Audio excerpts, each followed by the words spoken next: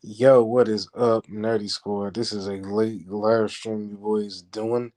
I had planned on live stream earlier today, but I decided to go ahead and get it out the way just because your boy has been working to get his watch time hours up. So I can understand if nobody's watching this because I haven't posted or shared it on anything. But here's the skinny.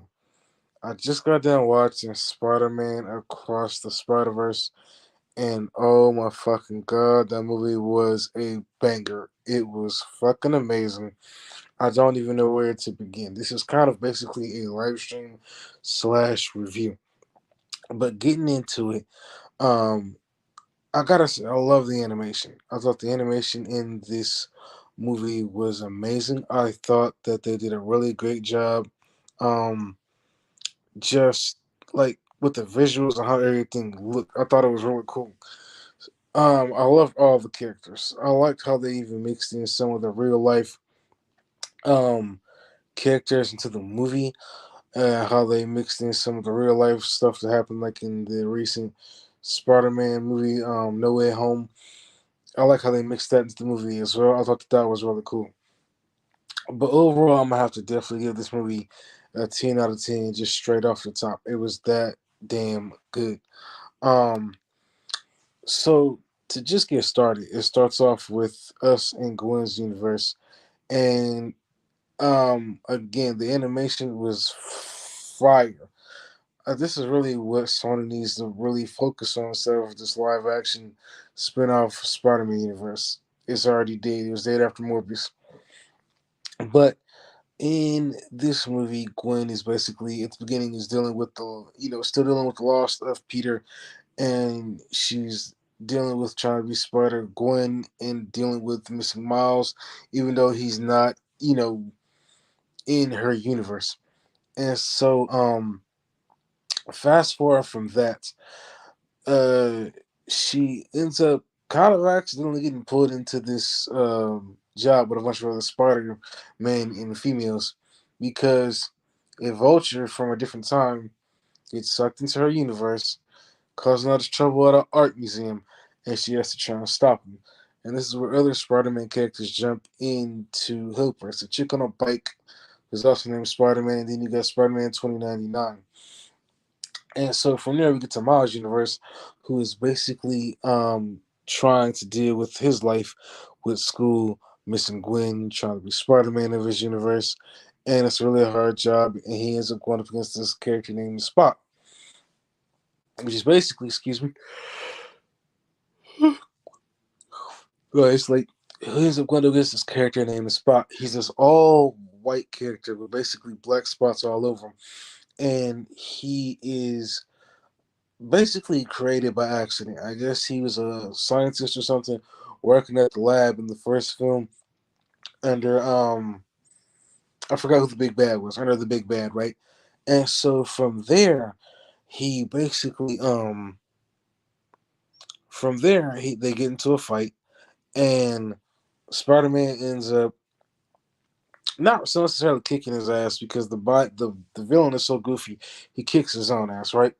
So then from there, Gwen comes to pay him a visit, and even though she's not really telling him her true intentions, she's there basically as a friend. It's like they got feelings for each other, but it's hard for them to really express them because they come from two different universes. You know what I mean?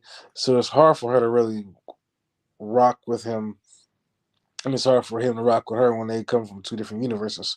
So, um, she goes to investigate the situation with the Spot, and Miles follows her.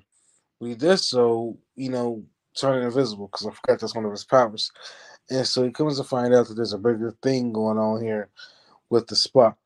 And so he follows Spider Gwen through this portal, which leads them to this other universe where he finds all these other different Spider-Man. And there's one, I can't think of what his name is. He's kind of like Indian, I think. And he's such a badass character. I thought he was really cool. He fights with like these like a band around his wrist, and that's how he swings. And I just thought it was really cool. And for each Spider-Man they almost have a different animation going on, which I thought was pretty cool. So what happens is he goes to like this layer and meets up with the boss, which is Spider-Man 2099. And Spider-Man is basically not happy with him being there. And he basically breaks down this background story of how, like, look, we all went through a tragic past. We all went through a tragic story where we lost somebody that was close to us. And so he's telling them, like, look, your dad passing eventually has to fall in line with just how this algorithm story, whatever it calls, works, right? So um he's not trying to accept that. But I almost got to back up a little bit. Before all this happens, he's up there with Spider Gwen with a couple of the Spider characters. He ends up running to the old Peter Parker, who was his mentor from the previous film, which I thought was pretty cool. And so they get to talking for a little while. And then fast forward, we get back to the situation at hand where he gets told, look, your dad's going to die once he's named Captain in your universe. And it's just something that has to happen. And this is where he refuses to accept it. He doesn't want to accept that his dad is set up to die and there's nothing that he can do about it, right?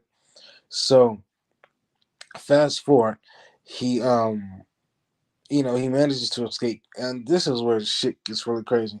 Because Spider-Man 2099 is sending all these other Spider-Men and females after him. And there's all kind of different creatures. You got the Spider Tyrannosaurus Rex. You got, just all these different kind of spider creatures.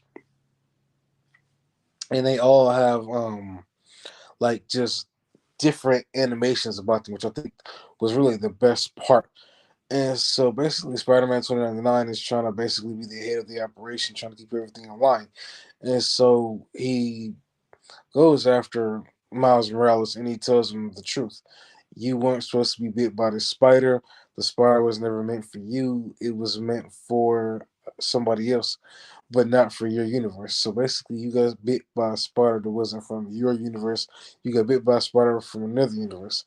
And so I guess another Peter in another universe was supposed to live. It wasn't supposed to be you.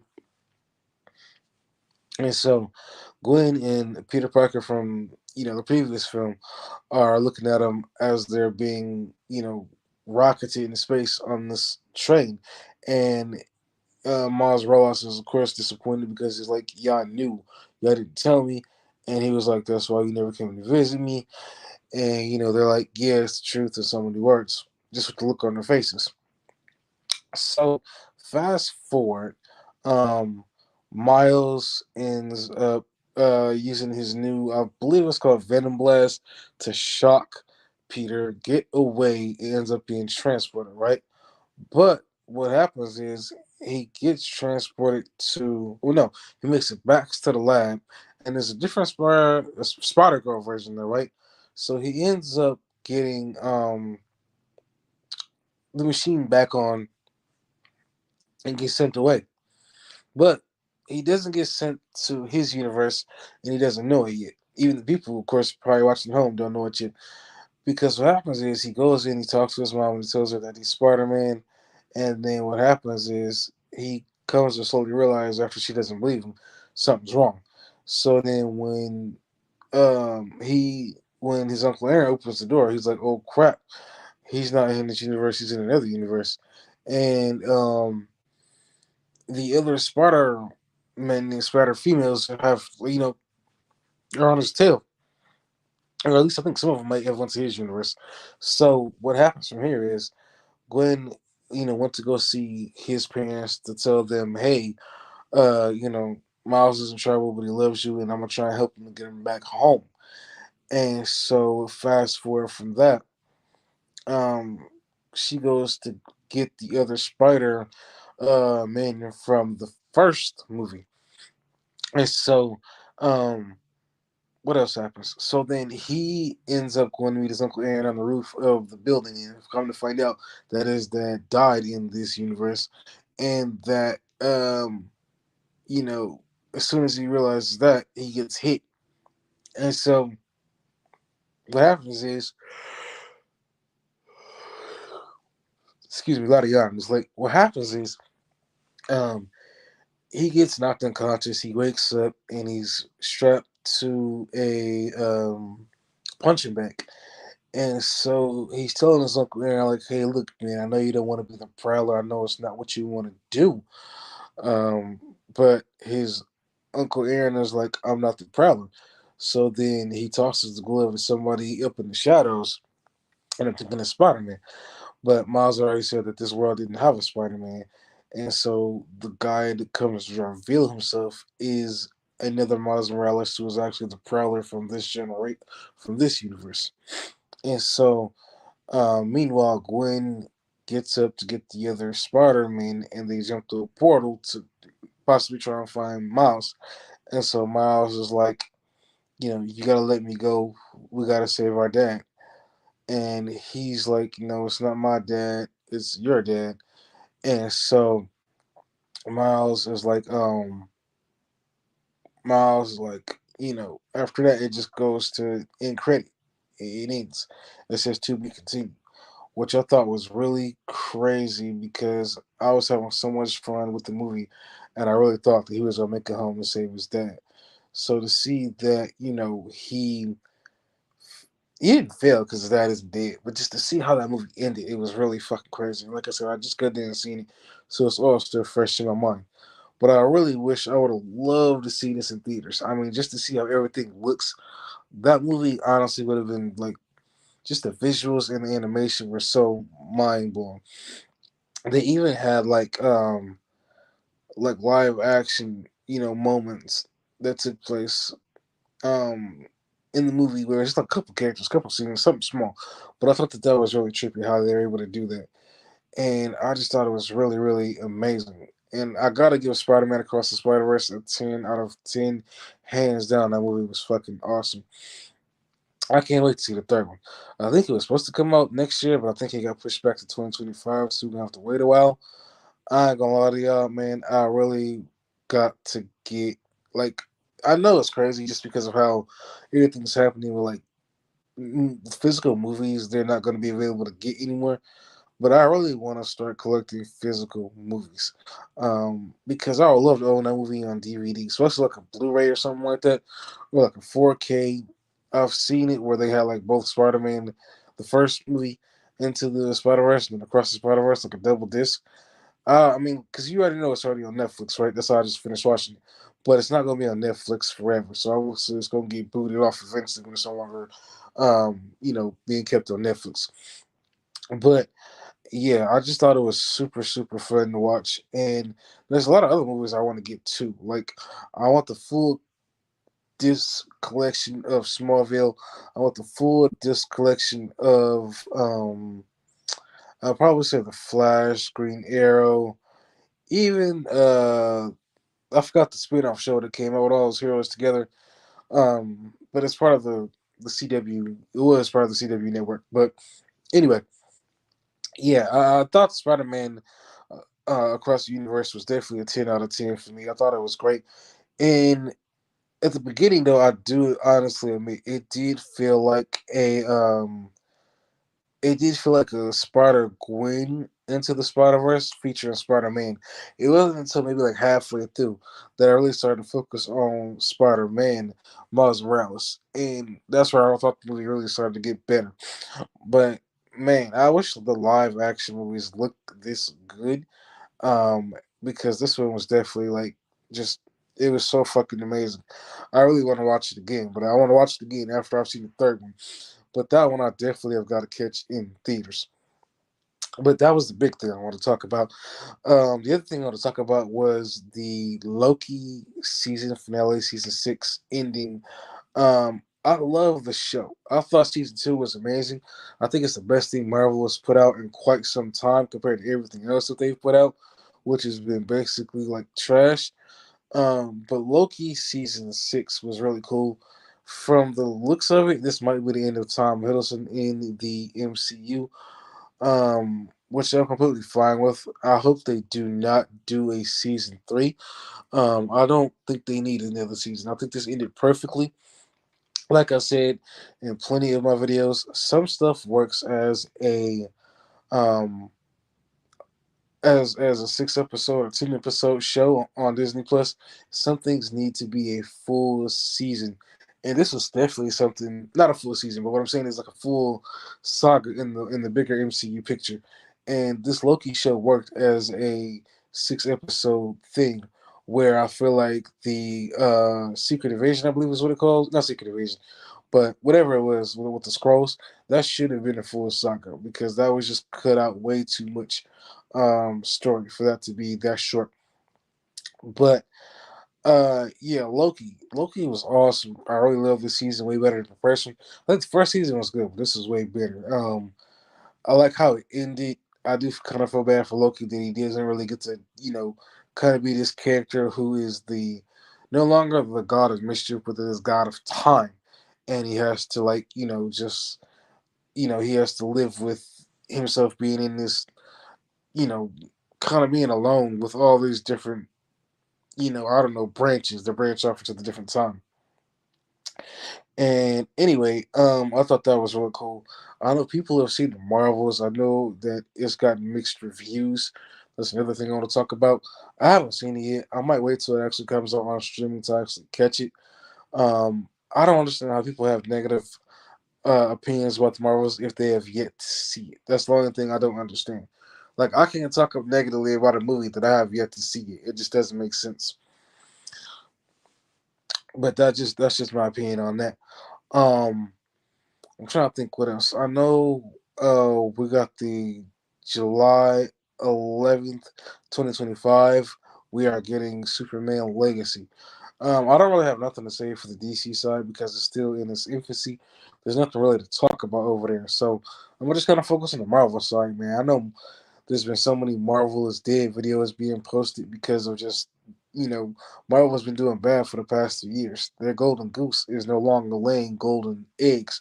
It's laying shit, it's laying rocks. Marvel just ain't what it used to be.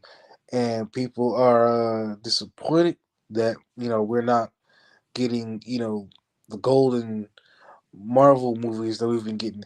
Like, I think a lot of the characters were good to end their run after 2019's what was it?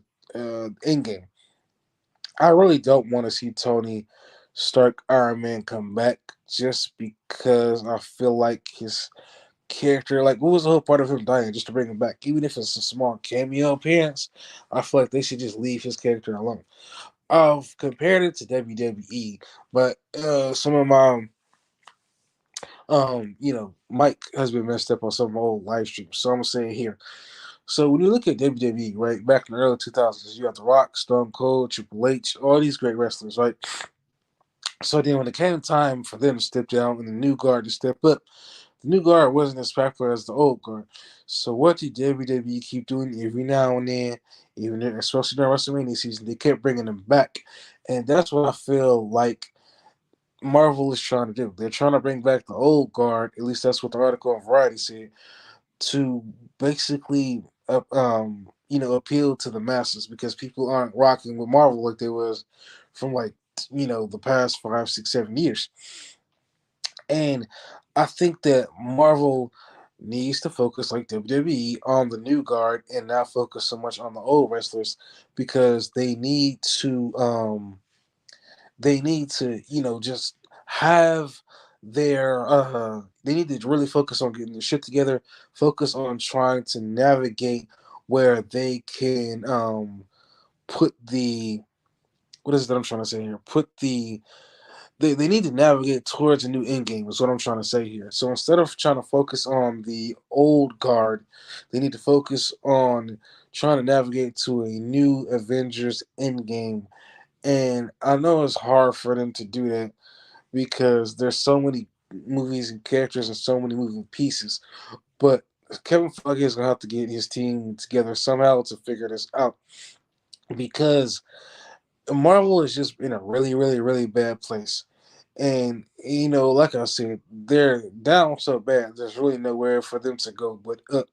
and that's where I feel like they should just be focused on is trying to chart a new way to Avengers Endgame. And then it's like they've introduced so many characters, but you don't really see them. You got the Eternals sitting in purgatory. You got what's his name, Shang Chi. His movie came out 2, 3 years ago, and nobody's been asking for him since. That's usually the crazy thing about it. By now, after a lot of these single movies, you usually get a big superhero team up, but we haven't got that, and it's left a lot of characters in limbo. I mean, you usually don't spend a lot of time missing a lot of characters like Thor or like Captain America or anybody else because they're constantly somehow someone kept in the loop. They get the young movie, then eventually you get a superhero team up, and with what we've been getting currently, it's been a lot of TV shows, but it just doesn't make sense. We've gotten a lot of TV shows and a handful of movies, but it just doesn't make sense because I just think Marvel, maybe Kevin Feige is stretched too thin. I saw that there's a rumor going around that he's supposed to be leaving Marvel to go to Star Wars, but I know the Star Wars is the Kathleen Kennedy thing, so we'll see how that turns out. Um, but I just think he needs to get somebody else to help him run the creative side of things. And I think that Marvel really needs to stop bleeding money into these movies, and as far as like millions and millions of dollars, because it seems like with all the money poured into the Marvels movie, people still weren't happy to see it. They didn't really give two fucks about it. Like I said, I want to see it just to see it because I've seen that it's got mixed reviews. Now, as far as people going to the theater and seeing it, I've seen people post videos about it, and the theaters have been super empty. One YouTuber by the name of Danny posted a video, and his whole showing was completely empty for the Marvels. So, in my opinion, I just don't know what to say um, to that. I think people knew for months now that the Marvels wasn't going to be worth seeing. It wasn't going to be a big blockbuster movie, no matter how much money Marvel poured into it. I don't think anybody was ready. Not ready, but just they didn't want to see it for whatever reason. I don't know if Carl Danvers, I forgot what the chick's real name is, was rubbing people the wrong way. I know there was some talks of some issues on the set because she wanted it called Captain Marvel 2 and not The Marvels, which basically is Captain Marvel 2. It's just the title of The Marvels. And yeah, so there's that. But I think that Kevin Feige needs to get some help because I think he's just overworked with trying to run the ship and it just hasn't been working out.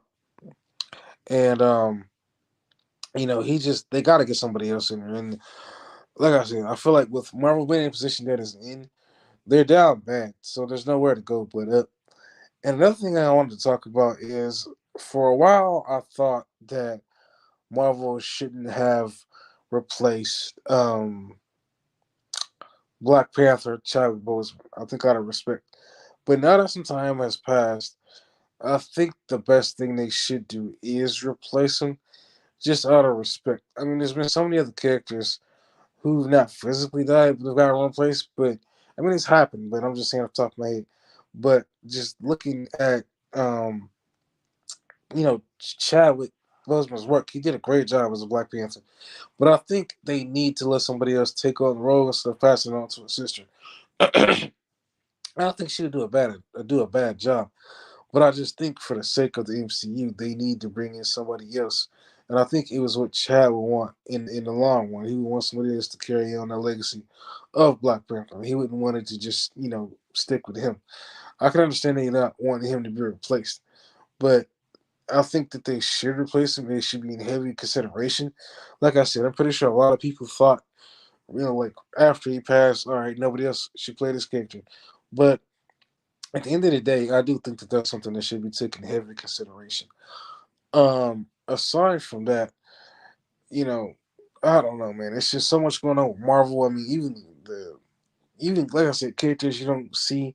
You got Moon Knight, which I don't know if we ever get to season 2 of Moon Knight. I enjoyed it. I thought it was good up until probably like the end battle with the big, I guess, Juice is what they're called. But you got so many characters in this universe that aren't seen on a consistent basis, or haven't done any superhero team ups. It's like they just kind of exist in their own world, doing their own thing, and that's usually kind of it. And I just think that this sucks that we are, you know, at this point. where Marvel is just down.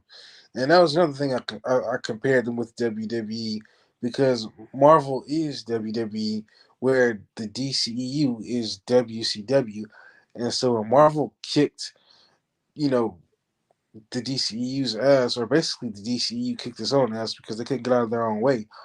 Marvel really became the big juggernaut, and they haven't had competition since. They've just been doing their own thing, right? So with Marvel being as great as they have been, it's like now that they're starting to fall off, um, there's nothing else to take its place. Like I said, I know 2025 is going to be a crazy year for movies. I wish I could look up the list and talk to you about it, but I don't have it. I'm using my phone to do a live stream. But I know 2025 is going to be a crazy year for movies. Um, yeah, compared to next year, which I think we're only getting one Marvel movie and everything else is going to be straight TV shows. So I think next year is going to be a shit year for Marvel compared to what we've already gotten. And I think it's kind of a good thing that Marvel is only doing one movie next year because um, they just need a break. You know what I mean? Like, I think they need to let these crap TV shows come out and go from there. I don't know why we still getting a what is it, the Agatha Covenant of Harkness, whatever it's called. I just don't think anybody was excited about that. And then the other big news just hit me. They're doing some reshoots for Captain America 4, which I guess they sat through it and didn't like it. So they're reshooting a bunch of stuff. And, you know, I don't know. I mean, it is what it is. I know some of this stuff got pushed back, which is not surprising due to the writer's strike.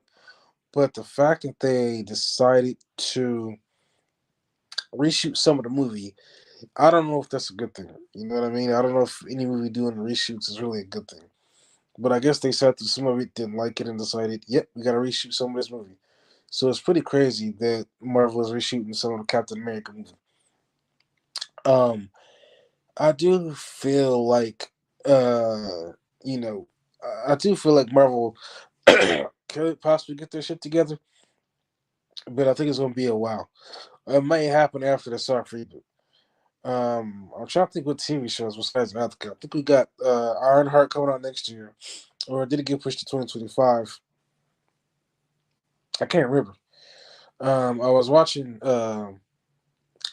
Eric July's live stream. He was on it with some other guy, and they were talking about it. But it is what it is.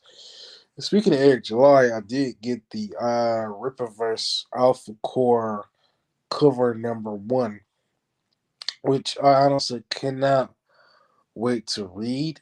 I'm hoping it's going to be good. um, I think there's a chance it could be a good read because you got a veteran writer writing it. But I've said it before, you can Eric July oversee it. So it does make me curious, you know, how much control Eric July was going, how much of an imprint Eric July is going to have on it. But I think it's going to be a good read, man. The story seems way more interesting than what Ice Arm's story is. Looking for a family friend. Excuse me.